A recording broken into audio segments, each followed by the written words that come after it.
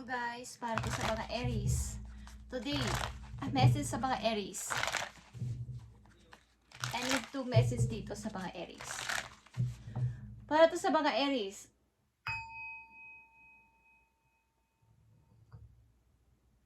Okay, Aries, this is for you. Tignan natin ang inyong mahalagang message today. Ngayon ay August 14, 2025. Sa mga Aries. Para to sa inyo guys. Speak your word into being. Okay guys, at ito ay first quarter moon in Gemini.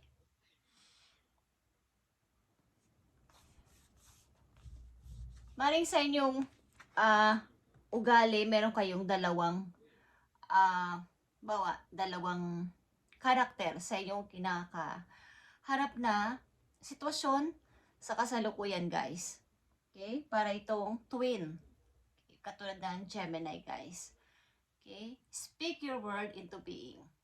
Baga, sabihin nyo magpakatotoo kayo kung anong inyong nararamdaman. Kung anong inyong gusto sabihin. Okay? Parang ilan sa inyo dito ay, pag may gusto man kayong sabihin o ihayag is, sa sarili nyo lang, sinasarili nyo lang ang lahat. Parang meron kayong iba't ibang karakter sa sitwasyon na inyong ginagampanan sa inyong kasalukuyan, Aries. At hindi nyo minsan masabi sa iba ang inyong feelings. Okay, sa mga Aries, andito pa ang know your worth. Kaya ito ay New Moon in Taurus. Alam mong ikaw ay mahalaga. Alam mong ikaw ay may kahalagahan. Alam mo yan sa sarili mo. At huwag mo itong, kumbaga, pag malaki mo, kung ano yung kakayanan mo, o ano yung mga nagagawa mo sa buhay, huwag mong itago.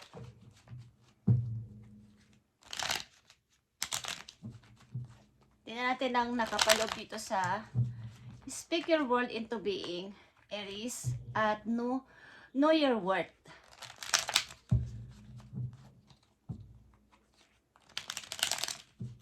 Para sa mga Aries ito, August 14, 2025, ang message na to. Titingnan natin ang mga nakapaloob dito sa inyong message, Aries.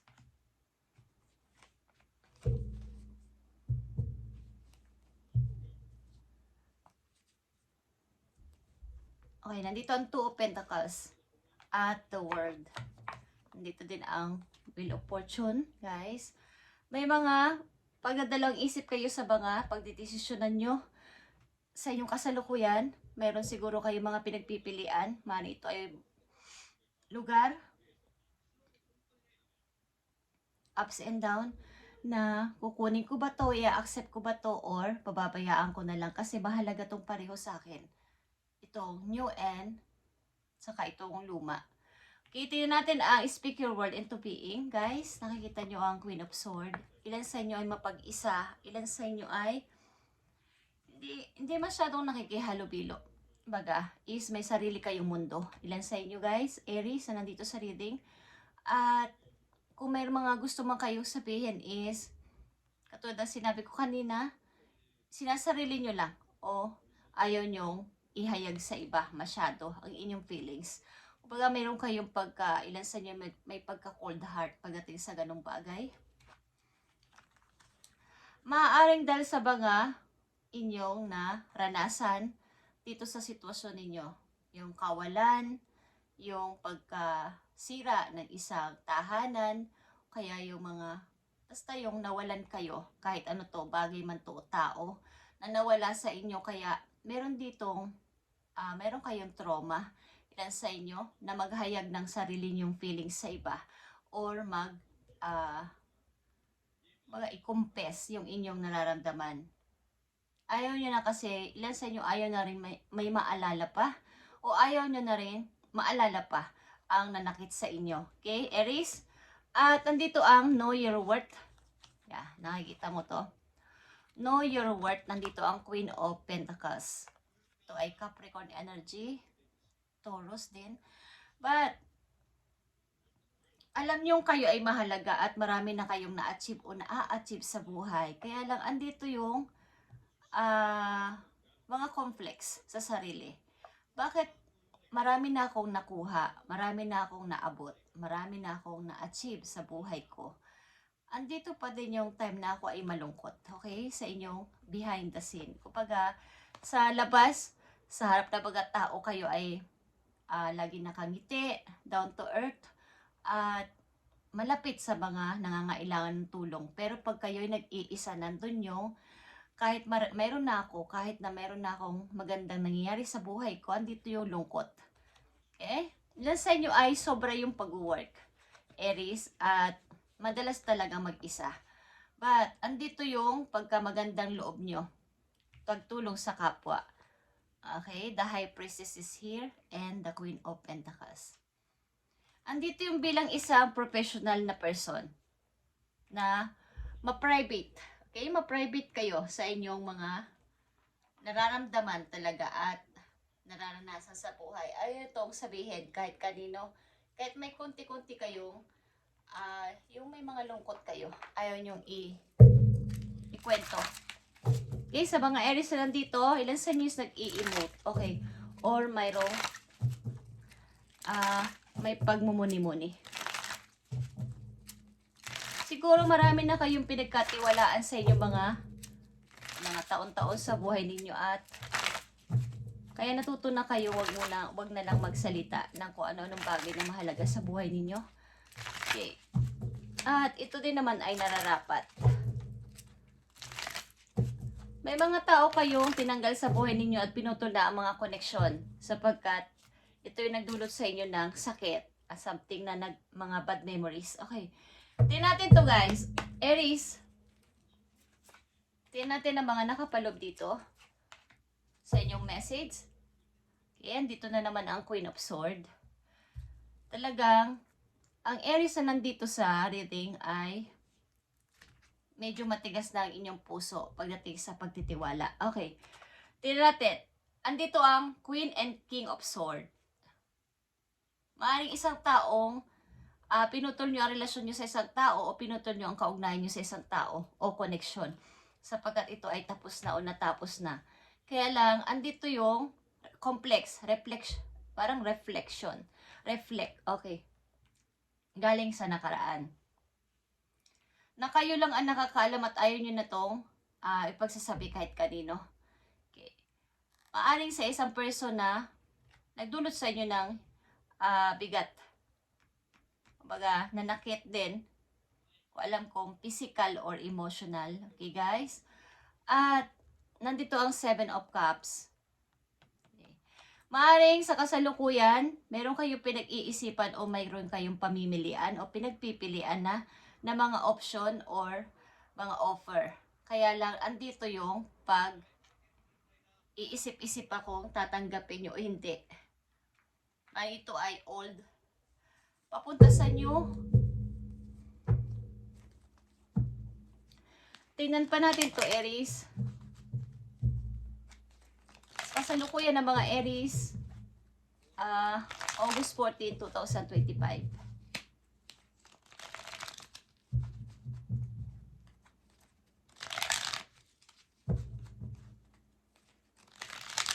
Maaaring yung inyong puso ay tumatigas na. Okay? Parang pusong bato. Okay. Ito ay may sakit kasi idunulot sa inyo ang tao na to at pinutol nyo na ang connection nyo sa person na to. Kaya lang, andito pa din yung shadow galing sa nakaraan. Para sa mga Aries, dito ang King of Swords. Queen of Swords and the Tower. At Queen of Pentacles, the High Priestess, and 7 of Cups. Meron kayong maaaring pinagpipilian o pagpipilian. Kaya lang, nakakatakot kasing pumili basta-basta. Kailangan ko ng matindi pag-iisip dito. Baka ako ay ma-mistake na naman. Okay, paulit-ulit ang Queen of Swords dito. Kayo ay nasa malayong lugar guys o nag-travel sa iba't ibang bansa.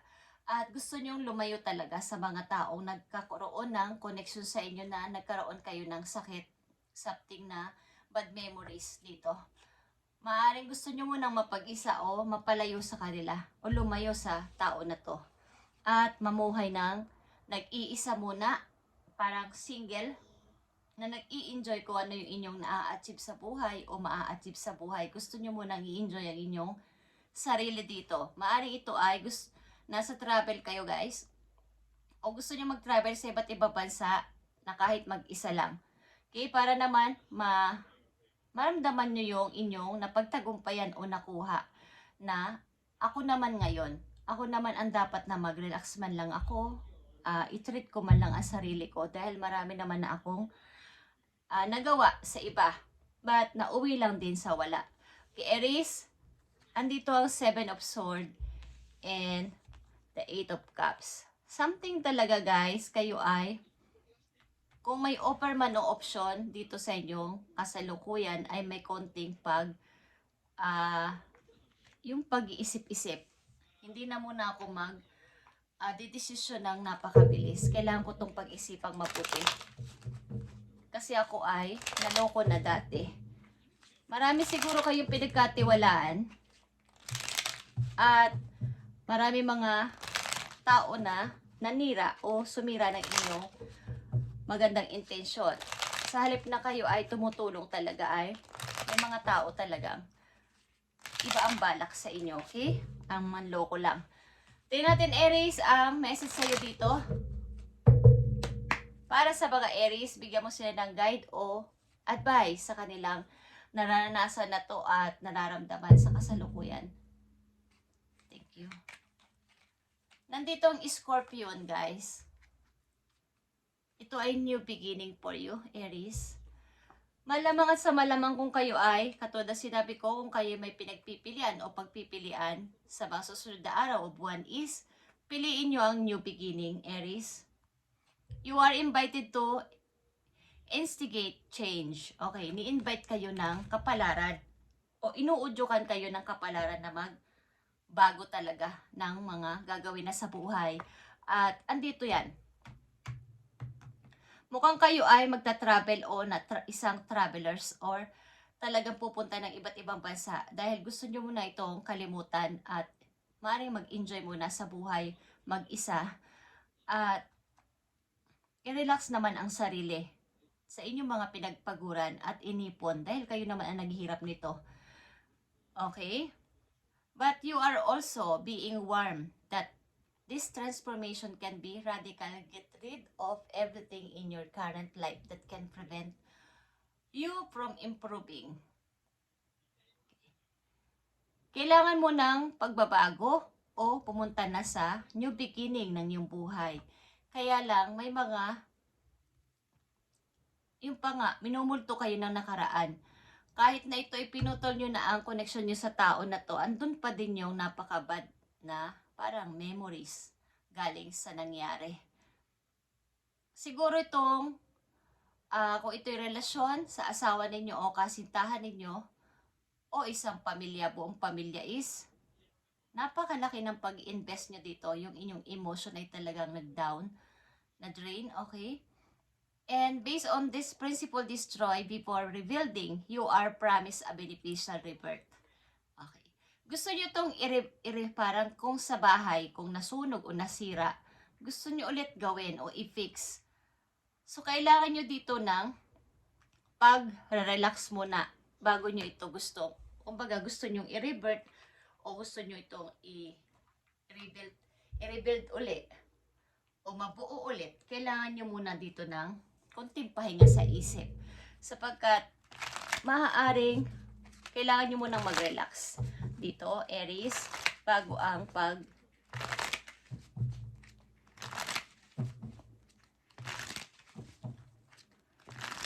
kumbaga, andito yung lilimutin ko muna to. Okay. Kahit nito yung mga good memories pa, but may ginawa sa aking kasalanan ang tao na ito na napakasakit talaga. Kailangan ko muna tong limutin o alisan. Mga paparating na message sa mga Aries. I need 3 messages for Aries. Paparating na message August 14, 2025. Okay. ito ay kasal, maybe, na talaga naglaho na o nawala na. But napaka laki ng ininvest nyo ditong emotion o love.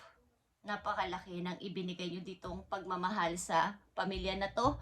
Kaya lang ay nawala lang ng parang bula. Parang, kumbaga sa ipon ng pera is, may malaki kayong ipon tapos bigla na lang naging zero yung inyong account. Bank account, parang zero balance. Parang ang hirap na ulit magsimula, di ba? Dahil napakalaki dati nun, biglang naging zero. Paano ko to gagawin ulit? Paano ko ulit ito papalakihin? O magkakaroon ulit siya ng panibagong laman. Okay. Paparating na message sa inyo, Page of Sword. Okay? The Hangman is here, Aries. At the Five of Wands.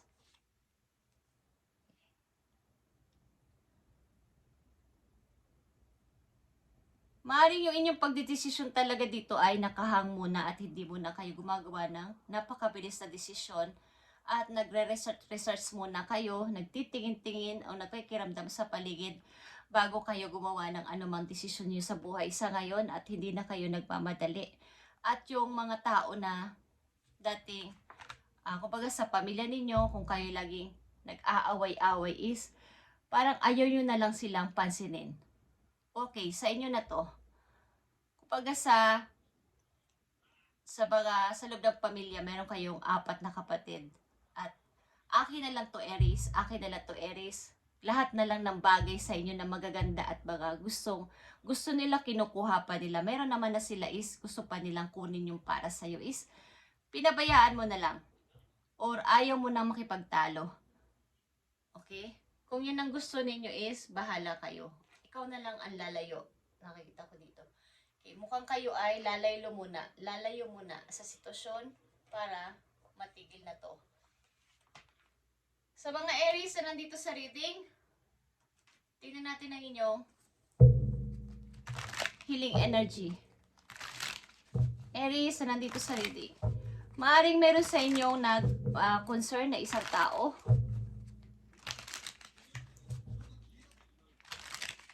Malapit sa puso ninyo na hindi kayo iniiwan kahit na anong mangyari. Kaya lang ay meron na kayong takot magtiwala at hindi na kayo basta-basta nagsasabi ng inyong mga private information sa iba. Kaya sa mga Aries, ito inyong message. Andito ang joy. Okay? Ito ay joy. Aries, like a child, I discover joy in the simplicity of life. Happiness lies in magical moments, not in the material. Even the smallest joy is a great source of light. Okay. Mukhang kayo ay may napagtanto sa inyo sarili na ang munting bagay ay dapat kong kahit na hindi ito material, basta makapagpapasaya sa buhay ko, kahit simple lang ang buhay ko ay okay na ako. Ito yung napagtanto nyo na even smallest joy is the great source of light. Meron kayong napagtanto na hindi pala sa lahat ng bagay ay material ang nakapagpapasaya sa tao. Something na kayo dito ay, lang Aries na nandito sa reading ay, marami nang na-achieve sa buhay at may mga ipon din, malalaki na, at andito pa din yung lungkot. Gusto nyo lang ay simpleng pamumuhay pero masaya. Kahit sabihin natin na andito yung inyong pagiging matagumpay na sa buhay na mga Aries na nandito, andun pa din yung lungkot. May lungkot kayong nararamdaman sa inyong puso sapagkat parang may kulang. Kasi nga may nasira ang isang tahanan na talaga namang inyong binigyan ito ng parang napakahalaga nito para sa inyo pero naging ganun-ganun na lang. Ang hirap na ulit makabuo ng bagong tahanan o bagong pamilya. So katulad ng isang bata, na-discover nyo na ang maging simple lang sa buhay is sa kayong happiness is napaka okay na sa akin.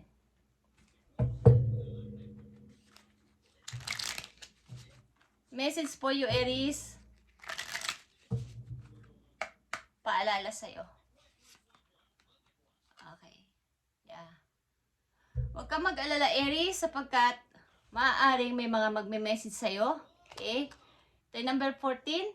Speaking of August 14, ito ay number 14 guys. At ito ay Page of Pentacles. About din ito sa opportunity. Message na may kinalaman sa opportunity ito guys. The rider is the sign of good news unless alongside of 6, 8, 11, or 13. Okay. Maaaring may mga magme-message sa inyo, something ito ay good news, sa mga petsa na 6, 8, 11, or 13. May mga paparating na message sa mga Aries, at yan ang inyong tandaan. Okay, message na may kinalaman sa karir ito, guys. At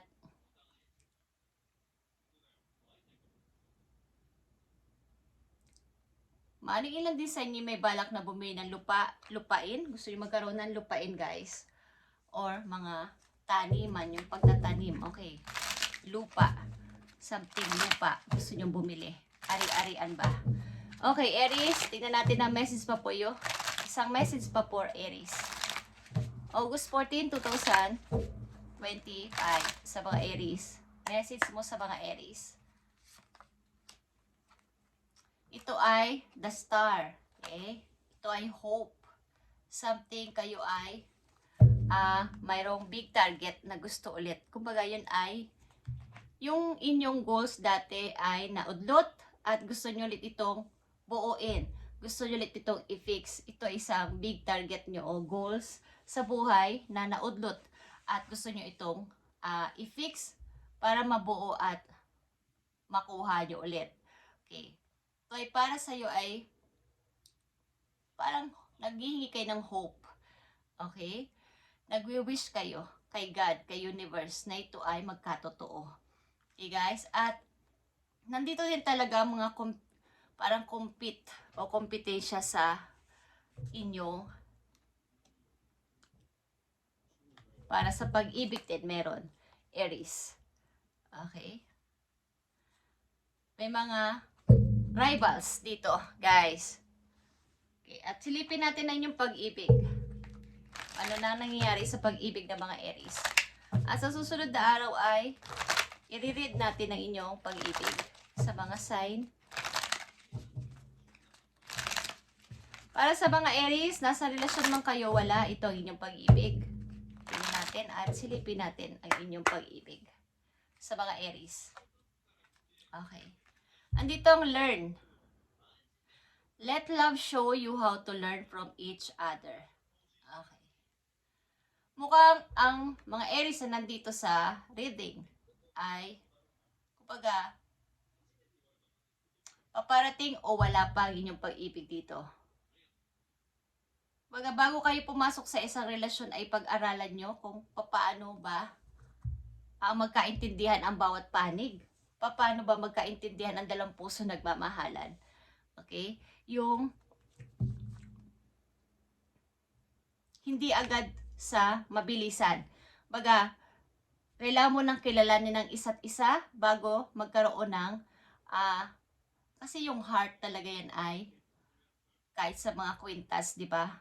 Pag may nagbibigay ng kalahating heart para pag pinagsama yun is one heart ninyong dalawa, okay?